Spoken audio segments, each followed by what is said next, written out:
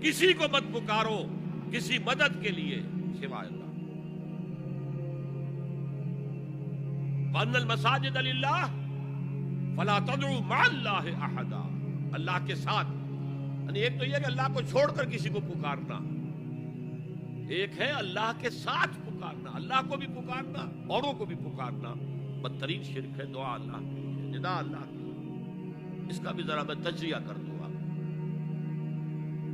دیکھیے، ایک ہے عام مادی قوانین دنیا کے جو ہے اس کے تحت کسی سے مدد چاہنا. بھائی ذرا مجھے پانی پلا دینا، یہ بھی آپ نے مدد چاہیے ہے نا. حضور کے بارے میں تو آیا ہے کہ آپ اتنے خوددار تھے صلی اللہ علیہ وسلم کہ اگر سواری پر ہوتے تھے اور آپ کا گھوڑا نیچے گر جاتا تھا تو کسی سے یہ نہیں کہتے تھے کہ یہ گھوڑا مجھے اٹھا کے دے دو، بلکہ خود سواری سے اتر کر گھوڑا اٹھاتے تھے. تو یہ جو قانون مادی ہے اس کے تحت مدد مانگنا کوئی بری بات نہیں ہے، کوئی غلط بات نہیں. ماورائی اعتبار سے، غیبی اعتبار سے کسی سے مدد مانگنا کسے باشد کوئی ہو، شرک فی الدعاء. ان المساجد للہ فلا تدعوا مع اللہ احدا. ایک ہے استعارتن اقبال کہتا ہے ہمالا اے فصیل کشور ہندوستان. تو یہ خطاب بالکل ایک استعارہ سا ہے. اسی معنی میں مولانا حالی نے اپنی مسدس کے اختتام پر جو مناجات لکھی ہے، اے خاصہ خاصان رسول وقت دعا ہے، امت میں تیری آ کے عجب وقت پڑا ہے.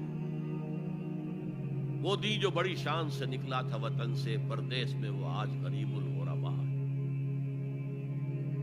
تو اس معنی میں اس لفظ استعمال ہو جائے تو اس پر بہت زیادہ الرجک بھی نہیں ہونا چاہیے. لیکن غیبی طور پر کسی کے بارے میں یہ عقیدہ رکھ کر کہ وہ میری مشکل کشائی کر سکتا ہے، حاجت روائی کر سکتا ہے، میری مدد کر سکتا ہے، یہ شرک ہے اور اس کے شرک ہونے میں کوئی شک نہیں. ان المساجد للہ فلا تدعوا مع اللہ احد. اب دیکھیے ہمارے یہ فرشتے یہاں بیٹھے ہیں نا، ہم کہہ سکتے ہیں ذرا بھائی میرا یہ کام کر دینا؟ نہیں کہہ سکتے. جبرائیل کو پکار سکتے ہیں، اے جبرائیل ذرا میرا یہ کام کر دینا؟ وہ عالم غیب کی شے ہے. کسی ولی اللہ کی روح کو پکار کر کہنا کہ میری یہ مشکل دور کر دے؟ نہیں. اللہ سے کہیں، اللہ کو پکاریں، اللہ جس کے ذریعے سے چاہے آپ کی ضرورت پوری کر دے. ہم نہ فرشتے کو پکار سکتے ہیں اور نہ کسی ولی اللہ کو پکار سکتے ہیں. پکارو اللہ کو.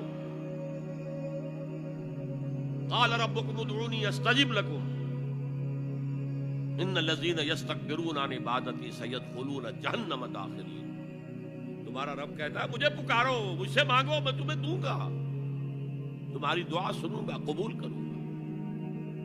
اور جو بربنائے تکبر مجھ سے نہیں مانگتے وہ جہنم میں داخل ہوں گے، ذلیل و خوار ہوں گے.